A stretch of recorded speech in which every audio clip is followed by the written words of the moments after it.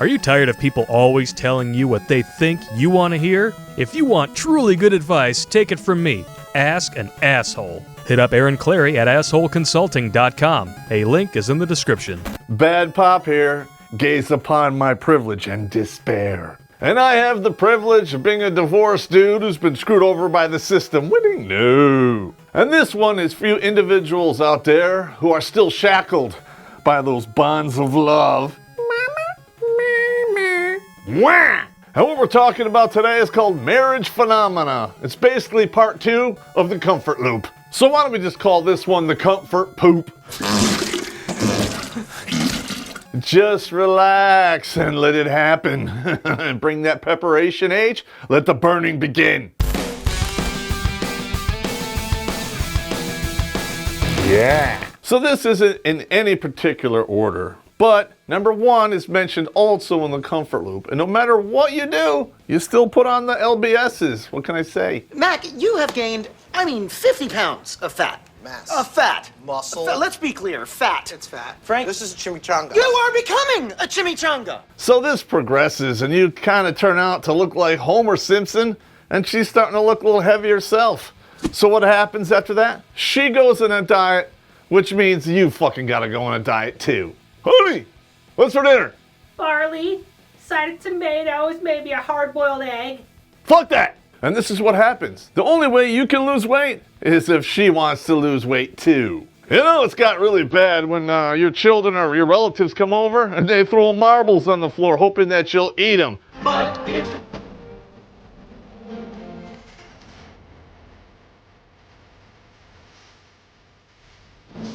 Remember, before you got married, you used to have that money laying around, extra money every month to do stuff with?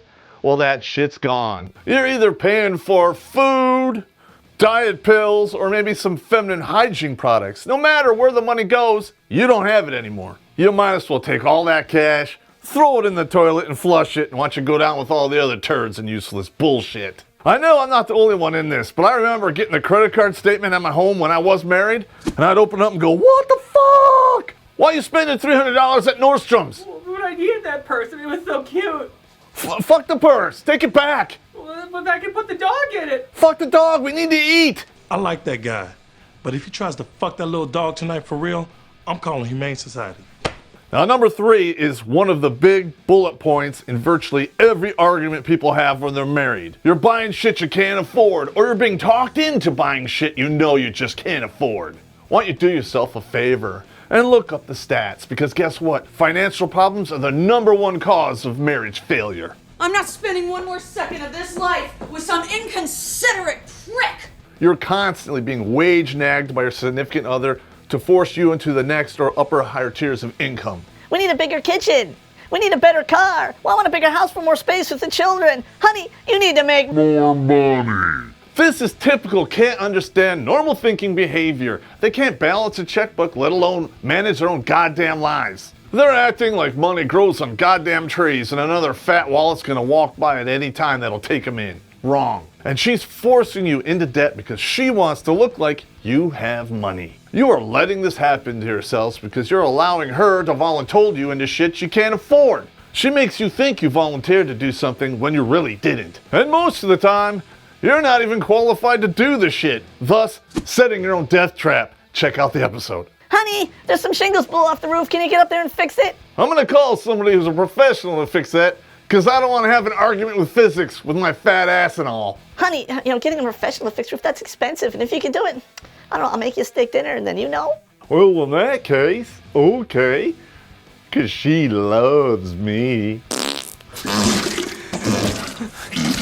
And just in case you haven't figured this out by, I don't know, I have 180 episodes about it, you're an ID10T, which is really an idiot. Honey, you're gonna die. So what, who cares? Maybe I'll get to watch Space Ghost as a ghost. It's not worth it. Jettison her out. Start over. They're expensive to get rid of, but in the long run, it's worth it. Why? Because you irritate me. And your physical fitness goes to shit, and I call it a Plat Tuesday. You can only work out Monday and Tuesday, and the rest of the week you stay off. Why? Because you don't want to outpace your wife, the fat sloth that she is. Not only are you dependent upon her to feed you and take care of you, But now she's dictating when you can and cannot work out at the fucking gym. I know, gentlemen, this sounds completely stupid, but it's marriage 101. You'll walk around with that big fat belly and you got that turkey neck. You just walk around like, She loves me, huh? This is the happiest I've ever been. Rongo bongo! And one of the side effects of constantly being voluntold for shit is you bottle all that anger up and you push it down where it's supposed to be. But sooner or later, you're gonna fucking flip out and get mad over the stupidest shit possible. You find yourself flipping the fuck out, especially when your wife opens your mail and it's nothing but advertising shit anyway. Gentlemen, you know what you're doing, right? You're becoming a woman.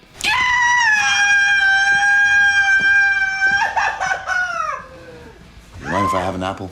It's not a big leap. Think about it.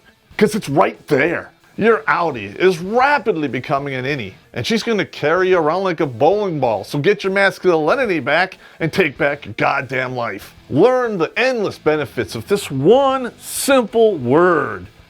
No. Honey, I want a new car. No! Domestic violence, I want a divorce. Fine, it's expensive, but it'll be worth it. If you are not smart enough to cut away from the voluntold bullshit, she will systematically cut your friends away from you, thus isolating you. And eventually, your best friend starts getting treated like the third wheel. And she's like, Well, you know, he's not married, and he's not really working right now, and he's a bad influence on you, and... what? Fuck off! Well, and we've covered this before in testiculus redonkulitis, where they systematically cut out your family, your friends, and they condemn you to a doom of loneliness and their nagging. That word doomed has a lot of power in it. So when I'm looking at some guys, I'm looking in their face, and they tell me, I'm doomed, that makes the hair on the back of my neck stand the fuck up. When they pull out the doomed word, that means there's no hope. I mean, they are burning in like we are going all the way to the scene of the crash here. Hopefully, you know, you can watch some Space Ghosts on the other side. Just saying. Good one. Now listen, gentlemen, if you don't grow the fuck up and man up, you're gonna be stuck eating food that you goddamn hate for the rest of your goddamn miserable fucking lives. I don't think I cursed quite enough, you fucking motherfucking fucking fuck, but you're doomed! I learned how to use the F word in the army, and it means pretty much everything. It can be a subject, noun, and adjective, all in the same sentence. Fuck you, fucking fuck. Oh yeah, that's right. You want a coach purse, so I completely understand. Why don't we start a game of hide and go fuck yourself? Fuck! Well, it certainly illustrates the diversity of the word. And listen, old woman, if you're gonna try to make me eat this bullshit, I'm not a vegan. I want something, preferably that used to have a mother, killed with a bat. I don't want this goddamn vegetable bullshit. I'm on the 65 and out plan. Steak with a meat shake. Hey, now that I think about that, meat shake sounds kind of gross, but I was in the moment. Big deal. Who hasn't had a coffee, beer, Pepto-Bismol, Chinese food, and pizza Slurpee? Or as I like to call it,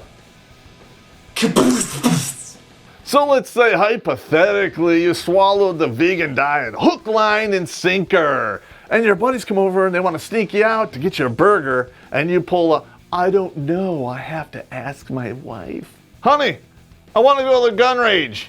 No! I can't go, dude. Oh, you want to go get a bear? Okay, hang on a minute. Honey! No! Harley Davidson, $5,000 off? Fuck yeah! Honey! I'll murder you! No, I can't do it, man. Honey! After enough times where she says no, you can actually feel your testicles shrinking and going back up in your body. You don't need to do anything but imagine that shrill voice in your head, and you won't even ask anymore. Go ahead, gentlemen. Keep ignoring your nature to please your wife, because that always ends well. Now, these individuals who vote from the rooftops with a sniper rifle and beef jerky, well, there you go. Yeah, because guess what? After years of swallowing and pushing it down and holding it there, sooner or later, it's going to be like a bottle of champagne and a paint mixer.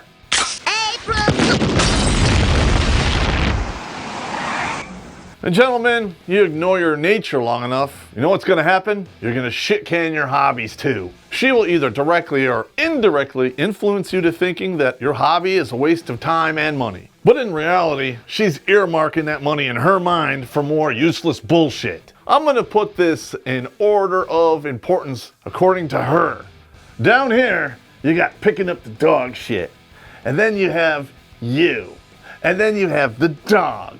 And then you have her friends, her hobbies, and then her happiness. And you're completely fucking out of the loop. Fuck your hopes, fuck your dreams, fuck you, and get out there and make me happy. Now I know I'm gonna get a whole bunch of negative comments and emails from these ladies out there. But guess what? Even if you're a good woman, you're the exception, not the rule, and we can't afford to look for you anymore. And this is what happens when your whole life revolves around you being subservient to someone else. I know a lot of you guys out there saw that video by PragerU that says marriage is good for men because they'll live longer and make more money. Yes, they will, as a slave. If you have any friends that have been married for, 20, 30 years, take them out to the bar and give them some truth syrup.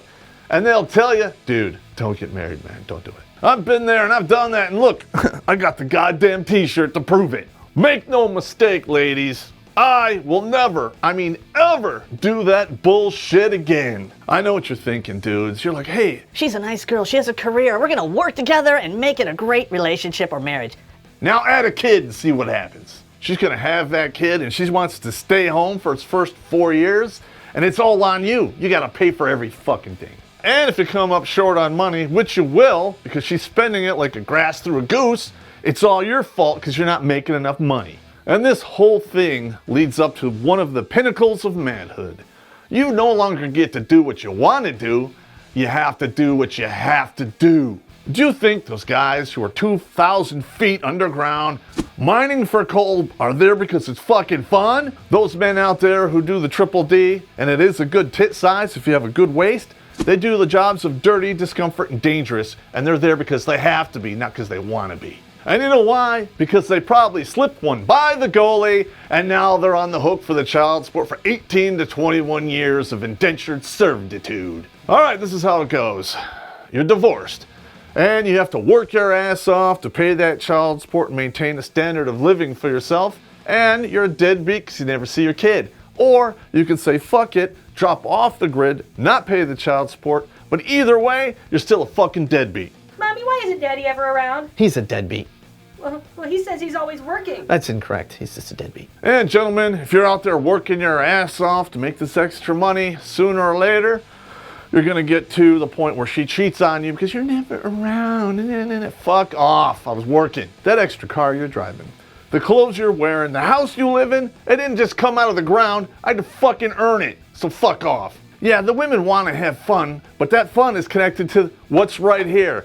And it's called your wallet, not your ass. If you really want to get to what's in here, you better open your mouth and have some of here. Guess what? It's not just her fun. She wants to take her friends out and she picks up the tab. You're never gonna find out about it until you get the credit card statement, because you paid for it yourself. Dudes, I don't know how you do it with a 200-pound womalo with her hand in your pocket all day. Literally, you're walking around like, bitch, I gotta go to work. Throw out the Fruit Loops, she'll start grazing.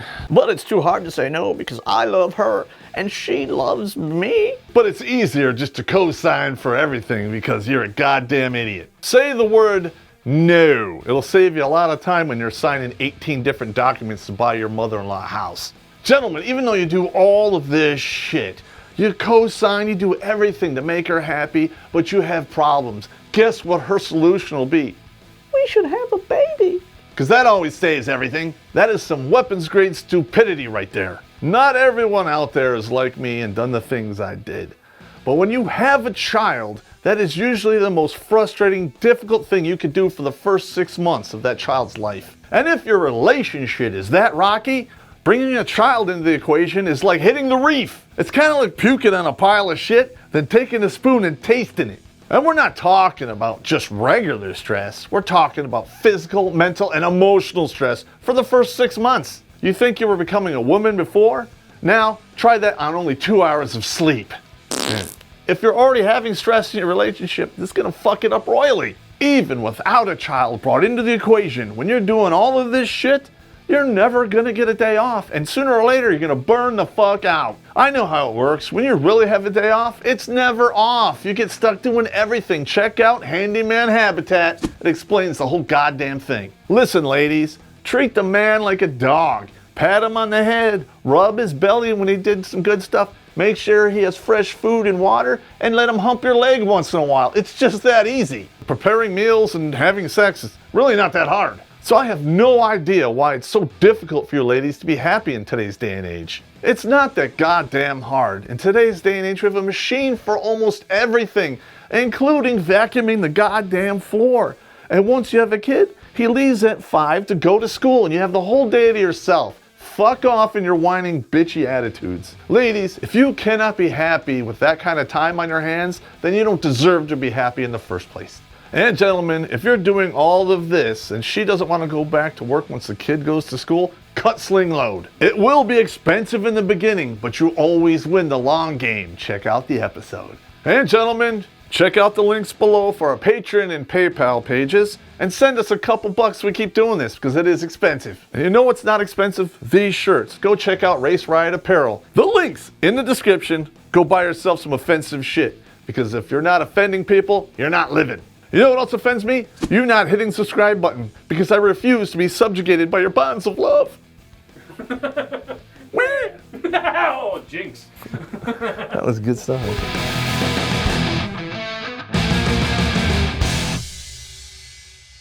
This is a funny story. One of my soldiers back in the day used to run a dojo. He was like a 3rd-degree black belt. And he's banging one of his female students. And, you know, they're going at it hot and heavy, and then, you know, one slot's right above the other. So I went first time, he's like, boom, and she fucking screams. He goes, I'm sorry, I couldn't help it. He's like, go back to doing it. He does it again, and she fucking faints.